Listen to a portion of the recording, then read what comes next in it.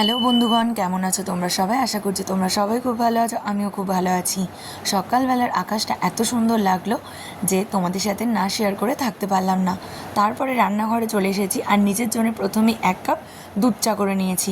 প্রত্যেক দিন আমি অবশ্য চা খাই না, কিন্তু মাঝে মধ্যে একটু ইচ্ছা হলে খেয়ে থাকি। একটুখানি নিজের জন্য সময় বের করে বসে বসে চা আর বিস্কুটটাকে এনজয় করলাম। আর তারপরে বসে বসে ভাবছিলাম এবার আমি কোন কাজটা কখন করব। প্রথমেই চা খাওয়ার পরে গিয়ে রান্নাঘরে তেলটাকে ঢেলে নিলাম। সংসারের এই টুকটাক কাজগুলোর কোনো গুরুত্ব নেই, কিন্তু এই কাজগুলো করতেই কিন্তু বেশি অলসতা লাগে। যাই হোক, বিভানের বাবার জন্য আমি 2টো রুটি আর আলু ভাজা করে দিয়েছি। আর বিভানের দাদি সকালবেলায় কচু শাক কেটে দিয়েছিল, সেটাকেই ধুয়ে সেদ্ধ করতে দিলাম। সকালে দেখলাম বেশ রোদ উঠেছে, আকাশটা বেশ সুন্দর। আর এখন দেখো কি সুন্দর হাওয়া ছেড়েছে আর মেঘলা করে এসেছে। সেটা দেখতে গিয়ে আমার এদিকে রান্নাঘরে এসে দেখি ভাতের ফ্যান পড়ে একাকার অবস্থা। সেটাকে পরিষ্কার করে এবার আমি কচু শাকটাকে বানিয়ে নিচ্ছিলাম। বিয়ের আগে আমার কচু শাক খেতে একদম ভালো লাগতো না, খুবই বিরক্ত লাগতো, কিন্তু এখন খুব পছন্দ করি।